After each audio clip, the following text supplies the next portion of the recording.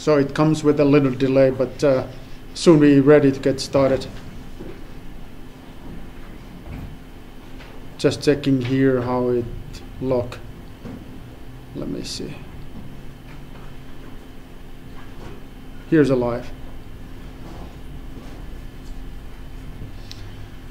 It looks good to me. Can you hear me? Yeah, the problem is that I don't speak. Okay, so the voice is good. Okay, so all set then. And we're ready to move on to period number 2. So what is this? This is multi-body system dynamics lecture number 8. And this is the way to get started. Respect. Okay. Any thoughts about exam? How was an exam? You like it? You love it? You love it. I guess it depends on your performance, on your grade, I guess so. And I have, the one thing that I need to mention to you is that the problem with the online exam is that it's very black and white. And the black and white problem comes clear when you look at these questions that are related to computing something. Because if you made a minor mistake, it could be, not a significant mistake, but still a mistake. And if you do that, it's highly possible that you will get 0 out of the question, where we're asking you to compute something. And that's a little bit of a problem. And we're working to make it more, colorful in a sense that it's not, right or wrong, but it could be something that is, if it is incorrect, in the first attempt is correct, we will give you a hint. And after the hints, you can have another attempt. This time you will, give another answer, but no longer possible to get the full points out of that one particular question. But still this is underway, but hopefully next year we have this already implemented. So that's what we're working with. Also, that one thing that I heard is that, 2 hours time may not be enough. Some of you were suffering that 2 hours is not enough to answer all those questions. So for us, in our perspective, it would be all right to provide you 3 hours or 4 hours. There's no problem at all.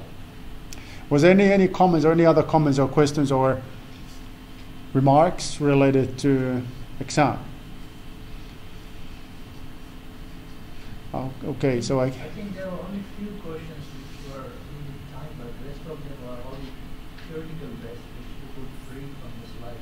All right, so the comments that came from the audience is that most of the questions are related to like theory of the multibody, and those ones you can answer fairly fast. You don't need that much time to do it. But sometimes if you need to go to lecture notes to check like how is the situation there, that really takes a little while. But there was another comment too. I think that there were some calculations which didn't have the right decimals. Okay. Otherwise. Yeah, and there was some of you approached me and said that there were some things that are a little bit controversial. We're looking those things, and because this is an exam we're using every year, and we wanted to improve the exam. We wanted to make it as clear as possible. So if there's anything that you feel that is uncontroversial or something that is not fair playing, let me know. So we can work with that, and we can even give you some extra points if we feel that there's something that is not how it's supposed to be. So let me know. Another note, and today, by the way, before every single lecture, I always go to check like if there's any feedback, because I'm hoping to have a conversation with you, some kind of interaction with you. And the interaction here in a class is limited, so I'm hoping that you can send me a message via that instant feedback section that is available in the Moodle site. And today there was a feedback, and the feedback was related to lecture times. I think that the feedback came from those students that are not physically capable to be here in Lappeenranta, but they're following the streamings and recordings. They complaining that this time, 2 p.m. is no good time, and they were hoping to postpone the lecture time such that it gets started every Tuesday at 4:15. How is that in your schedule? You know, I don't have this right to change the lecture time. This is coming from the administration. And me as a professor, I don't have the power to change it, but I can make a request and ask if it is possible to postpone or change the lecture time. Sometimes they are flexible and it is possible to do the change, sometimes they're not. So how is your Tuesday afternoons from 4:15 to 6 o'clock? Is that a more appropriate time than this one? Or is it making no difference to you? No difference. Others? It doesn't fit. That's what I thought. Okay, so it's not fitting. So you have something else. Okay. Okay, so answering, that individual, that email, that feedback related to lecture time, nothing that I can do. It's going to be this time. The one thing that I can do, though, is that, some of the students, they would like to get the full points out of the quizzes. And the quizzes are available only when you're following the streaming or when you're physically here. Now, if you're following the recordings, of course, the quizzes are no longer available. So I will figure out an alternative way to answer the quizzes. So I heard that this is available in a course that is lectured by Professor Jussi Sopanen. I heard that he is organizing some kind of like rapid quizzes or something like that. So I will consult what is the way he used, and I will get back to you. Okay. Now, in this period, second period, we have a total of 5 lectures to cover. They may be possible of one additional lecture, depending on my speed. But the topics that I would like to cover in this second period are related to actuator modeling. And of course, there's many different actuators, and maybe the most common one, particularly when you look at the mobile machines and mobile applications, are hydraulic applications, hydraulic actuators. That's the one we're going to look in this course, and we will skip other type of actuators that are electric drives, pneumatics, and something more exotic. We're not going to look at those, but we can get back to those other types of actuators in a follow-up course, which is a simulation laboratory course. And by the way, if I have not mentioned yet, that is the course that is outstanding course. It is, if you make a list of about good courses in this university, the first is a simulation laboratory course. Then comes nothing. And then, suddenly, slow, somewhere down in the list is this course and others. But that's like outstanding. People are crying all the time when they participate in that course. It is that significant. Such a beautiful course. Please consider to participate. It's a lot of fun. Not crying, but laughing. They're laughing and crying. So it's laughing and crying because of the happiness. So that's, the course. We can get back to the actuator modeling. But, really what I would like to do in this period is that I would like to explain a little bit about how is a hydraulic modeling. But there's going to be one more lecture prior to that. And the final lecture prior to that will be related to constraint stabilization. This is a topic that you have no idea at this time, but I will explain that to you in a second. And then something that some years feels a little bit controversial. I would like to explain to you an alternative way to build the equation of motion. Now the way we learned is based on augmented formulation. So we adding constraints, the original equation of motion. And we make that adding with help of Lagrange multipliers. Now the alternative way to build the equation of motion is that we can substitute the constraints inside of the differential equation. And if we do that, then we will eliminate the constraint with help of substitution process. And we end up to have very few number of differential equations. Like if we have a mechanism that consists of 6 generalized coordinates, 5 constraint equations in augmented formulation, that would lead 11 unknowns.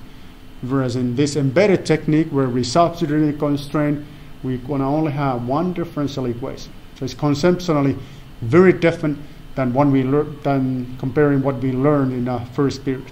So that's the one that I would like to explain to you today. And that's going to be the final topic related to multi-body system dynamics. Then we're going to move on to hydraulics. Then if we have a time, a little bit about the flexible bodies, which is a special area, again, in a multi-body dynamics. So I said that no multi-body dynamics after that. If we're going to discuss about flexible bodies, those are kind of related to multi-body system dynamics. But the special field, in the sense that we're combining method called finite element method and multi-body system dynamics. But then really the one that I would like to spend quite a bit of time is this final topic. So I would like to discuss about real-time simulation. And maybe, I guess you don't like this final topic, but still I'm going to explain that to you. Games. Gaming technology. Gamification. Yes. We all hate games. Big deal. No good. But if you still this possibility that this is, by the way, the topic that I like a lot. So we could discuss about the game platforms, how is that you can make some outstanding visualization and other stuff. And that's going to be the final topic. You like it? You're looking forward to see that. By the way, what's the game you like the most? Fortnite. No, that's for kids. Adults too. You don't play games. You don't play games. Seriously. I play checkers. I don't know what that is. It's a board game. Board game. But the kind of what is in my mind is a war games. But you don't play. Okay. Anyways, so that's what's going to happen. Now, again, this is a big picture in this course, and I figured I need to change how it looked for you guys because this is not so clear. So let me show this so it's more visible for you. So this is a kind of the guideline of the course. So we wanted to analyze a mechatronic system in a way that we can cover the mechanical components, which is this box here, but not just the mechanical components. We wanted to look like, okay, how is it you can actuate the mechanics? And you can actuate the mechanics by actuators. And now slowly we're moving to this direction, so from here to here. And in a modeling sense, it is very important to have a description of both disciplines. I mean, mechanical models and actuator models. This is kind of like, if you remember this equation, this Newton's second law, F equal then mass multiplied by acceleration. That's what we look when we create the equation of motion. And we look like, how is that we can solve this in forward of time? But the big picture is this, that kind of this part here is related to mechanics. Like how is the inertia of mechanics and how it will convert the force to certain type of motion. And the force, it is related to actuators. Now if you think about this, and if you think about this equation, often people are, kind of like saying that, making statements that the actuator models are not so important. You can simply guess how much force is produced by actuators. Okay? So if you guess it, so it's equal than guessing this component of the equation of motion. So it's a quite significant assumption. And in order to make a model that is in balance means that details are modeling a same level of accuracy, then of course it's important to model the actuators and try to make a prediction how much force is they capable to produce. So that's what we're going to do in this period. Control system we are not going to touch in details in this course. And then the user, that we can account by solving everything in real time, or synchronizing the solution to real time, and then asking the real person, the user, to come into play, and the control the machine. That's how we can make that happen. The working process we are not going to touch in details in this course. But that's a big picture. Okay, so exam. Average was 3 out of 5. So average, very much average. I don't know the details. I don't know the digits, other digits on than the first digit. That's what came out from the model. So it's a 3 out of 5. And the winners are a little bit of boring way to show the winners. But these are the student ID numbers of those students that scored 5 out of 5. 5 out of 5 is an outstanding accomplishment. Very nice. So congratulations. and hope you will do good in next exam too, because this is not the entire course. So we're kind of halfway done, so there's another halfway to go, but it looks good. So if you scored 5 out of 5, 4 out of 5, 3 out of 5, you can congratulate yourself. 4 out of 5, you can easily get 5 out of 5 from this course. And how is it possible? Well, I will go back to the the ultimate equation we're following this course. And the ultimate equation tells you how is your final grade coming. Okay, so these are the winners. So again, congratulations for all the winners. Good job. Well done. Okay. Now I got the message from curriculum head, and the curriculum head, this is a part of the message. The message was a little bit lengthy, but in short, he's saying that we should, as a department of mechanical engineering, we should put an extra effort to collecting student feedback. And the student feedback, by the way, is not the instant feedback. That's for my users only. So if you're using this Moodle section to send the instant feedback, that's not the course feedback. The course feedback will be something that later, once the course is done, that will be carried out by student union.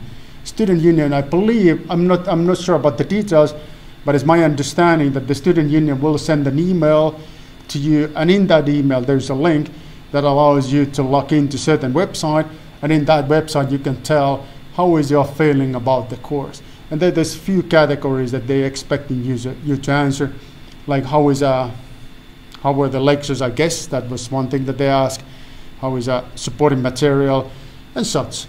I'm hoping you can answer that, and if you do that, then I will give you a little bit of extra point. How it goes, first of all, this is the ultimate equation. That's what we're following here. This is how your final grade will come from the course.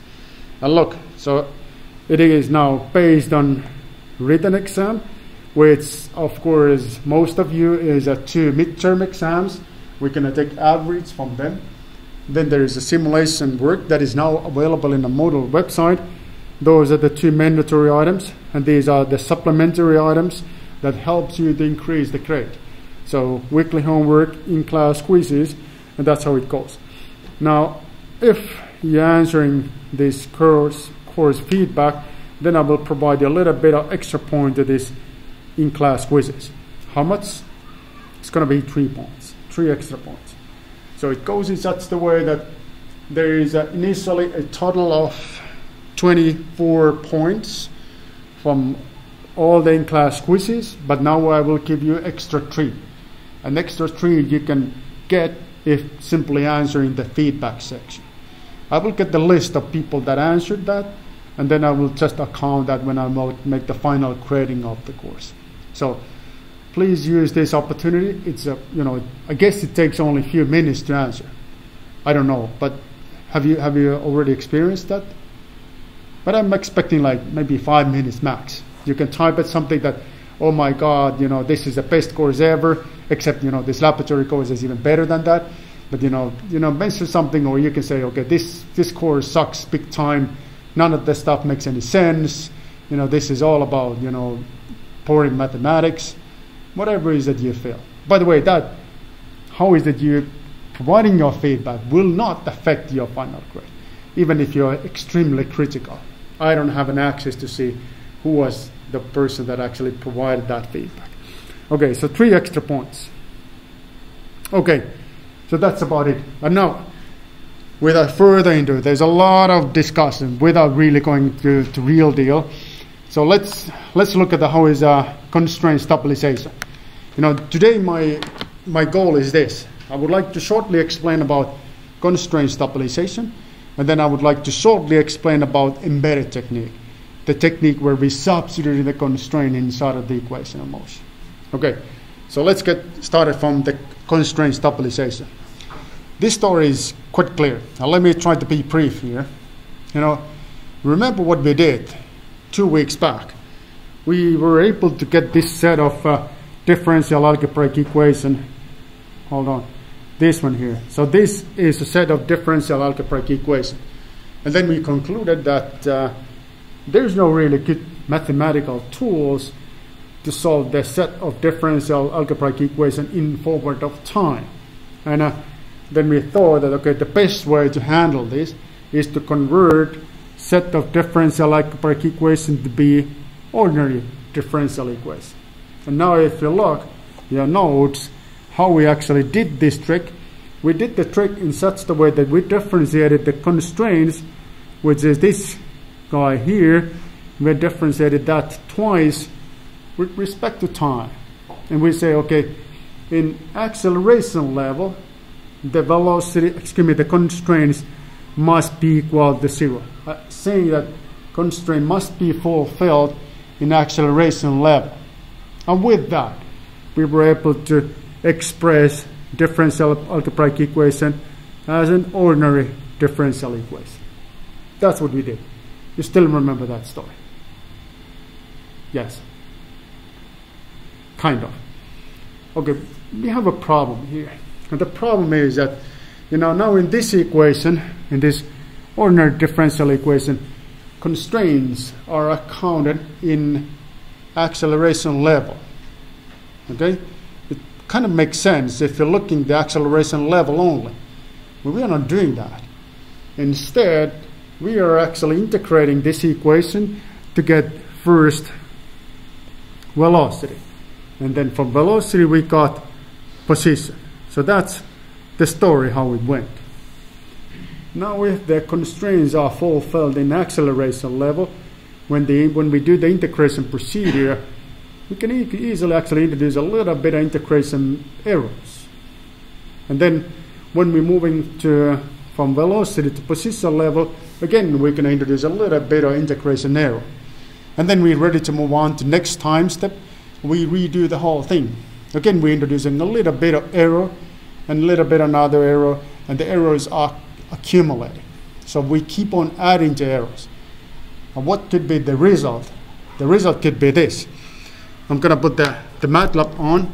I want to show you this example that we looked a week ago. No, 2 weeks ago. There was this simple mechanism that we analyzed.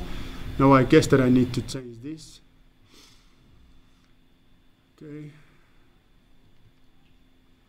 Oh, hold on. This one.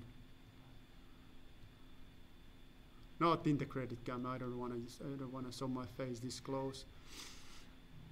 Okay, so it doesn't seem to cooperate that well. What is this one?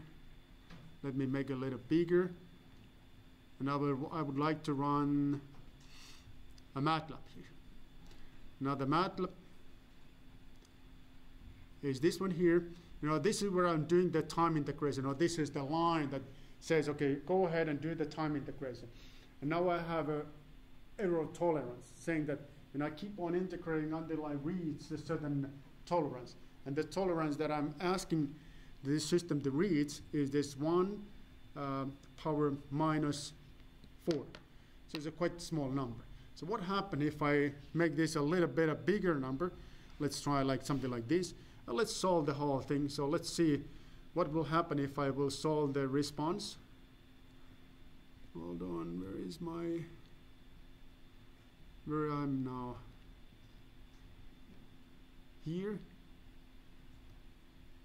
Okay, so it's still computing. Maybe there may be a problem in the license. I hope not.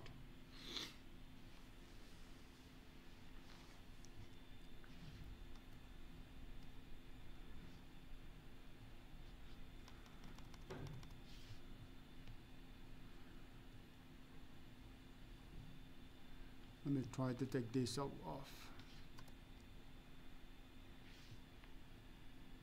Okay, so it's not really working too well. So I guess that I need to draw what happened in this example. Let me try to make a final attempt.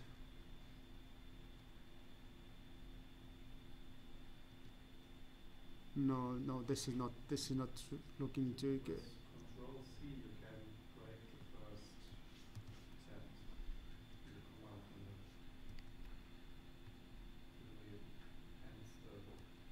seems nothing happens here.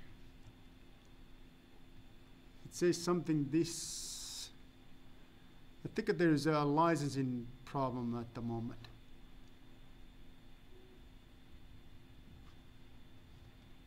Okay. Well, what I will do then is that I will show this example to you right after a break, and I will go back to OBS, and I will change to lecture mode. So we're back in this mode. So remember in this mechanism, so we were analyzing the crankshaft like this. You know, we have clearly a revolute joint here that connects, you know, this body here to ground, and then there was a piston body here. You know, because of the violation on constraint, you know, this point here in my example are no longer staying in its original position, but instead the whole mechanism is flying, like is moving like such the way that this point here that's supposed to be here was moving this much. And this was, so you cannot see that. Why is that you cannot see this? Hold on. You're supposed to be able to see this. Is that because of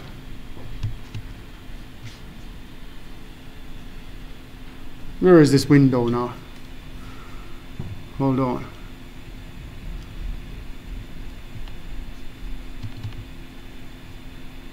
So what happened? So what? So do what?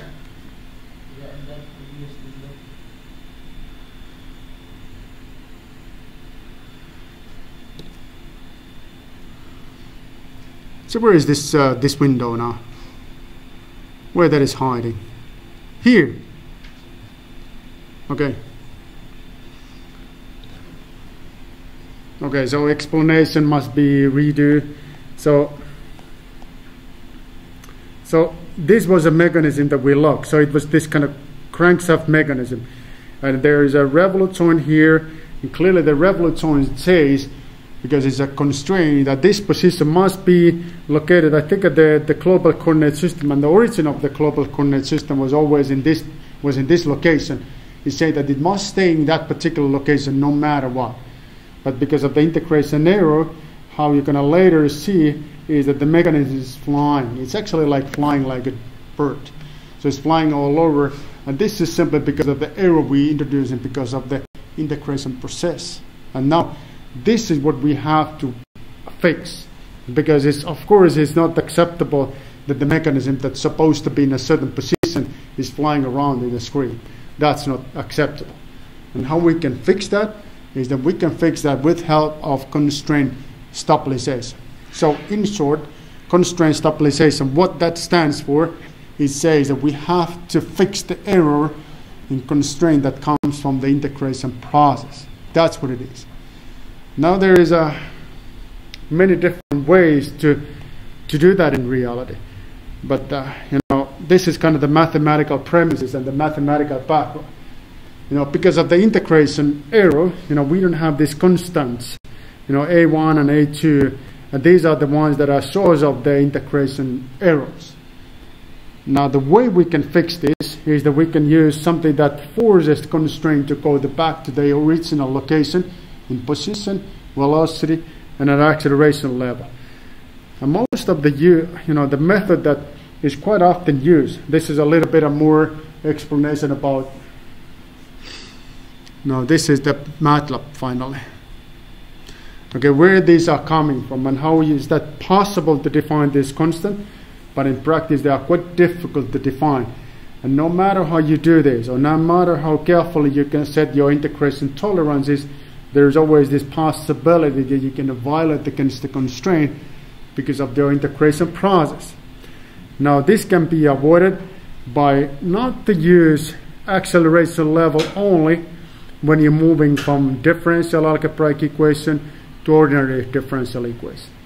But you can use something that is kind of like similar than the spring and the constant. You know, if you think about the constraint, you know, again, we can maybe look at the pendulum here, and the pendulum have a revolute joint at this end, and there is this tendency that the revolute joint is moving from another location where it's supposed not to be. So it's say that it goes to this position. Now we can introduce kind of like artificial spring and damper. And the artificial spring and damper forces this joint to go back to this original correct location. And the damper is there to make sure that when we do this correction, it's not starting to vibrate. And this often used stabilization method is called Baumgartner stabilization. It is based on this equation instead of this equation. And again, the idea is that we have here constraints in acceleration level, and then we have here constraint in a velocity level that is multiplied by a constant. And a constant you can select or make a pre-selection to that constraint. How you can do that, that is explained in the lecture note. And then there is a position, and the position is multiplied by another constant. So this is, where the spring and the damper is coming from. So the beta here is equal than the spring coefficient, and the alpha here is equal than the damping coefficient. And with help of these two parameters, you can introduce the correction to your constraint. So now, how the story goes. It goes is such that you do the integration one time step, and then this equation recognizes that you make a mistake in your constraint. So it pulls it back to original configuration with help of the damper. So there's always a little bit of motion in a constraint, but no longer such that is actually violating significantly against the constraint equations. That's the one that is called stabilization. And the method that I'm introducing you, that is called Baumgartner stabilization. Now, when you do this, when you're using this equation, the QC will actually have this form. So it's a little bit of different form than the one that we used previously. But what it's actually doing for you is actually making clear or making sure that the constraints are no longer violated. So that's what it is. Clear. Kind of clear. Okay, so shortly, let me repeat this shortly one more time.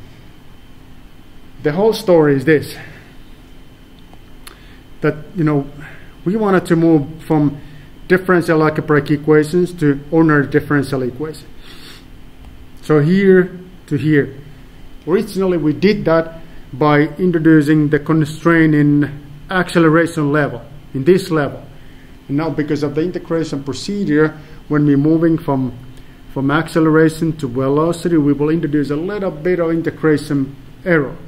When we're moving from velocity to position, we do more. And those are accumulating.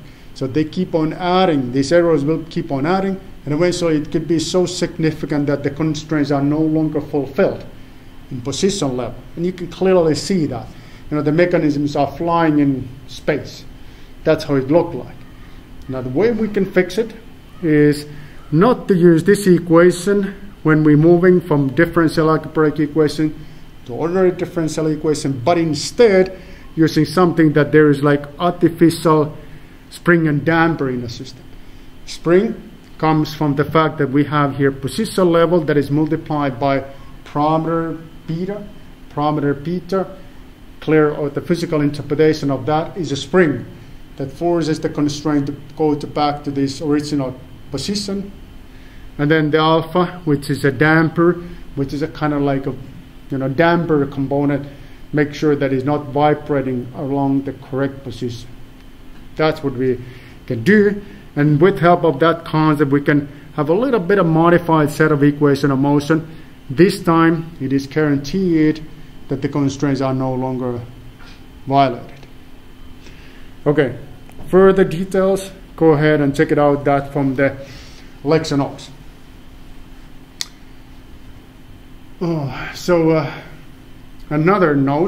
Another topic that I would like to do today is this embedded technique. And I know that this is going to be painful. You may thought that, okay, you made it, you survived, because you were able to understand the augmented formulation. Now we're going back to this position that I'm going again and say, okay, let's look at the concept of virtual world again. And let's look how we can create another set of equation of motion. I want to do it because, when you look at the world of mechanics, there's typically these two possibilities to account the constraint. Either with help of Lagrange multipliers or with help of substitutes and procedure. We haven't looked at this substitutes and procedure yet, but that's the one that I would like to explain to you today. And I can see from your face, there's a major disappointment, and you would like to do something, you would like to get rid of this mechanical modeling already. It's not going to happen today. Or it may be happen today. We'll see. We'll see. Next Tuesday, we'll come back here. We're very happy.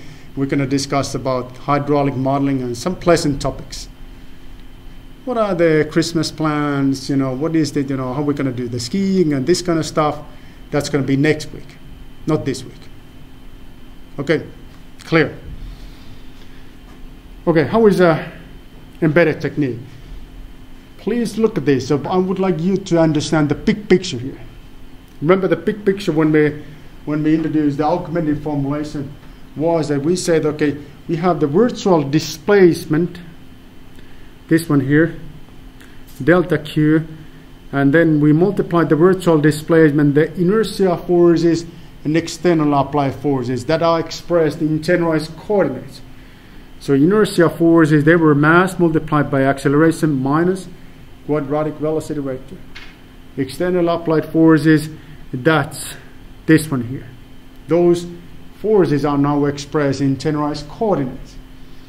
And we say that, you cannot set this equation to be equal to 0 because we are not accounting the constraint. And I said that the one way we can set this equal to 0 is that we can add here something that accounts the constraint. Now that was a Jacobian matrix multiplied by vector of Lagrange multipliers. This was the one way to make it happen. Now you have a representation of reaction forces through the constraints. An alternative way is that is more aligned with the concept of virtual work is that this equation can be set to be equal to 0 if virtual displacement is kinematically admissible, kinematically possible. Okay. If the displacement is like, if I say I take a hold of the piston body in a crankshaft mechanism shown below here, and I move the piston body to left-hand side direction, if the other coordinates are moving according to constraint like shown here, this is kinematically admissible displacement. So I just need to express coordinates or the virtual displacement, this one here, is such the way that is kinematically admissible. If able to do that, that's end of the story. Then I can actually set this to be equal to 0, and that automatically leads to a system where there is a minimum number of differential equations. Okay, that's what is called embedded technique.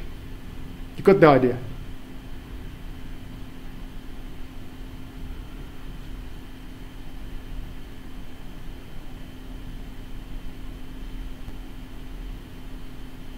You may wonder, like, how long I can be like quiet?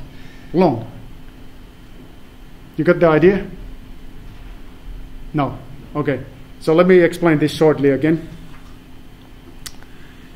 So this, in a concept of virtual work. So it was such the way that we say, hold on here, I need to make a writing. So virtual work done by inertia forces are equal than the virtual work done by externally applied forces.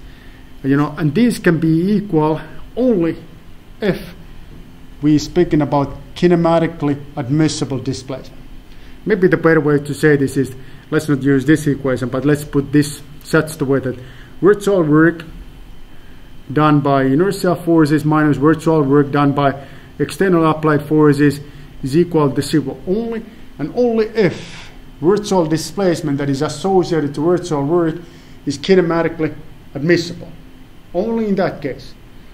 Okay, so how is that you can extend this equation?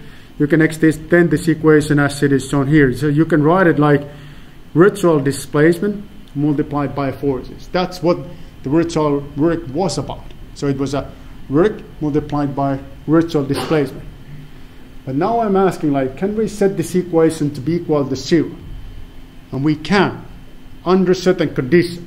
And this is the whole idea of the virtual work. And the condition is very important to understand.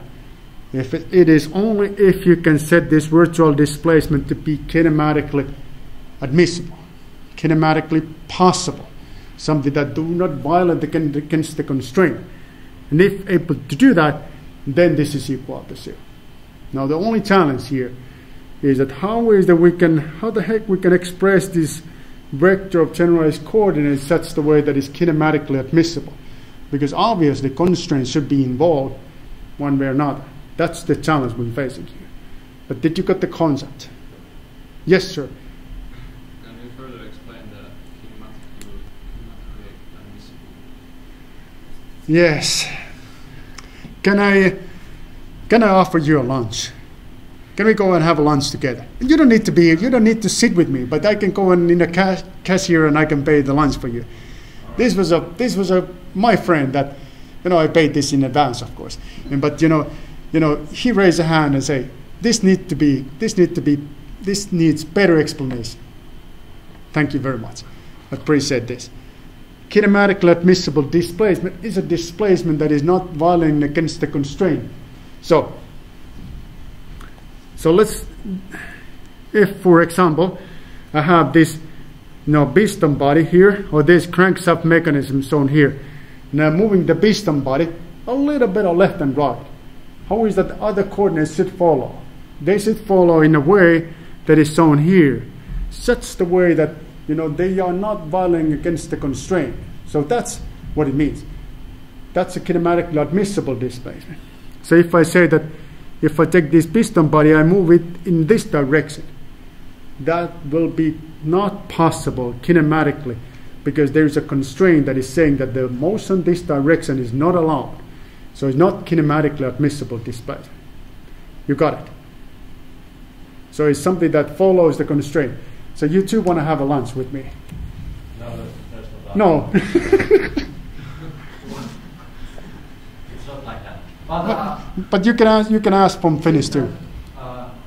Moving in this horizontal direction only admissible to a certain point because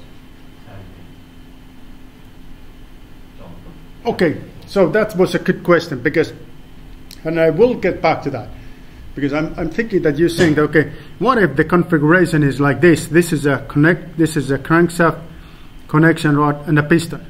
Yeah. So you may end up to have a situation that this is no longer kinematically admissible. Correct. And this needs some further explanation that I'm not allowed, I'm not capable to do it right now, but I need to get back to this. Okay, this could be another coordinate, I could take another coordinate which could be the theta of this body. And I can move this, a little bit, such that the crankshaft will rotate just a little bit.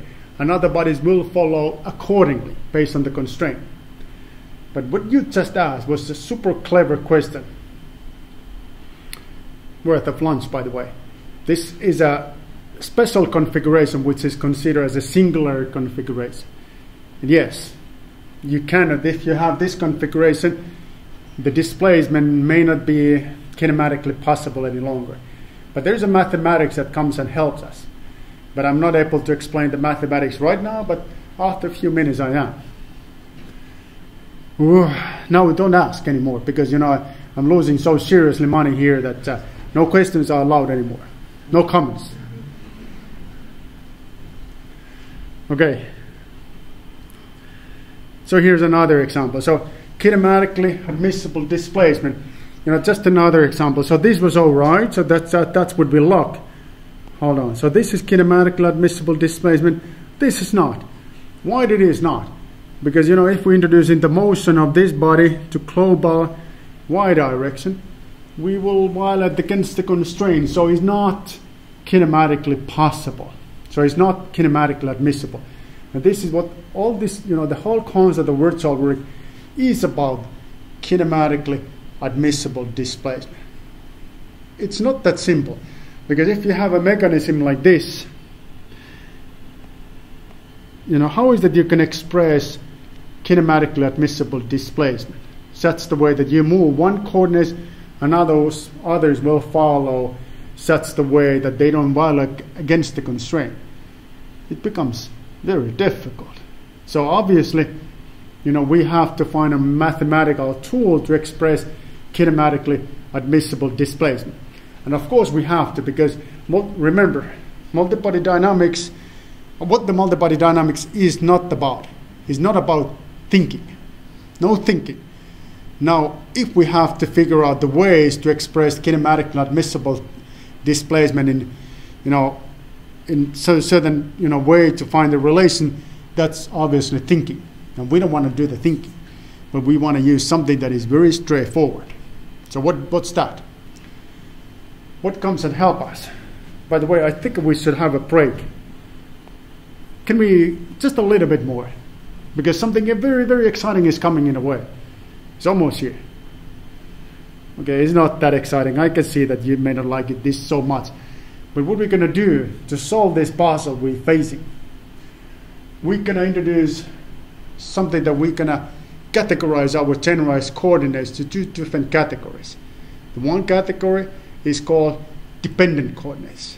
Another category is independent coordinates. You can kind of do this selection, and this goes back to your question, you can kind of do this selection as you want. We can maybe this time we can say that, okay, you can do it as you want. Later there is some limitation, and that limitation comes with the singularity configuration. So only thing that really is important is that the number of dependent coordinates have to be equal to the number of constraint equations. And the number of independent coordinates have to be number of degrees of freedom of the system. So that's what it is. So remember this equation. Number of degrees of freedom was number of generalized coordinates minus number of constraint equations.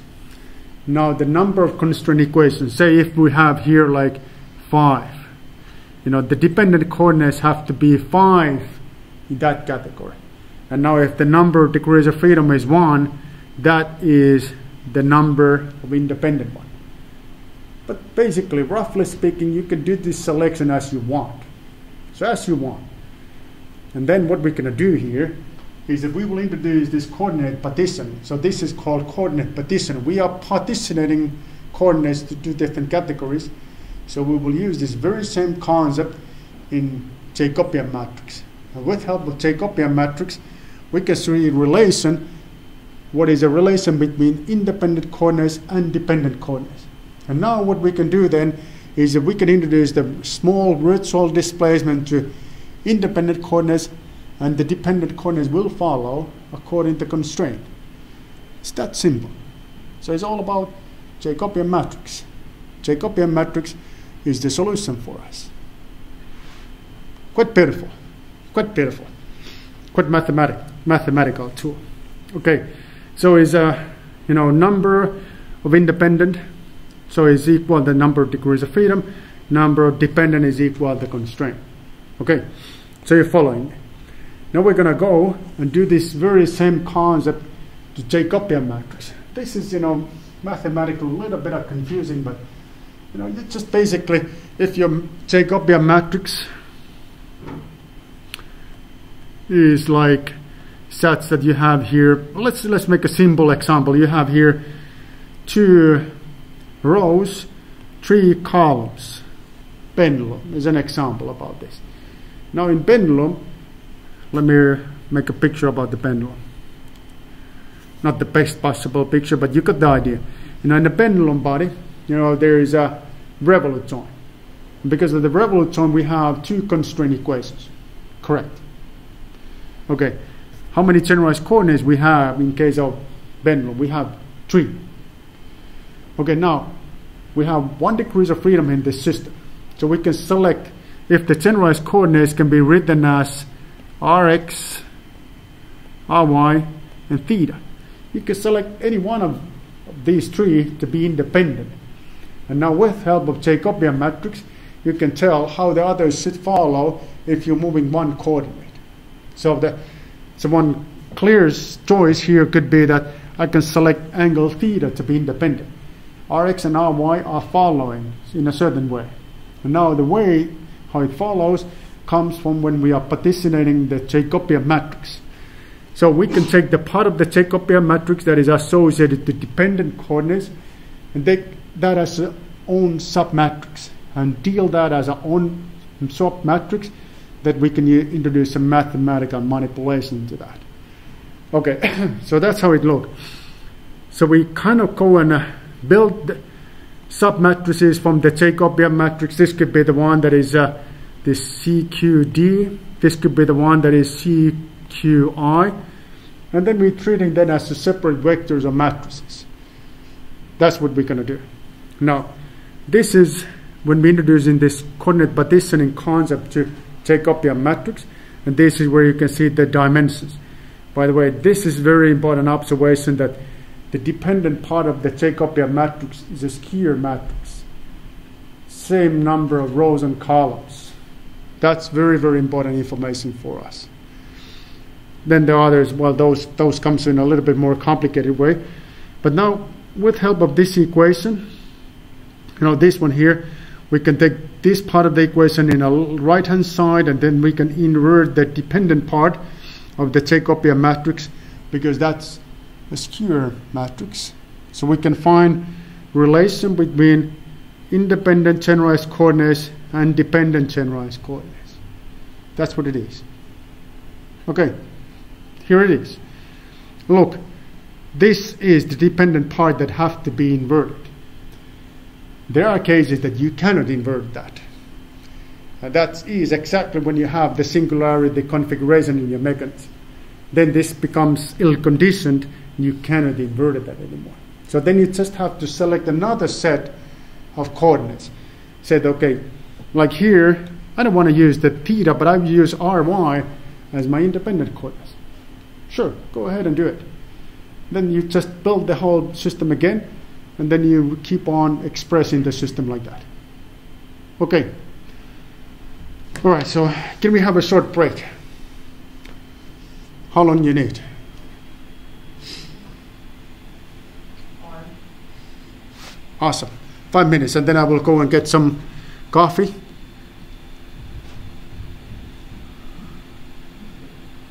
So 5 minutes. Look, the camera is frozen.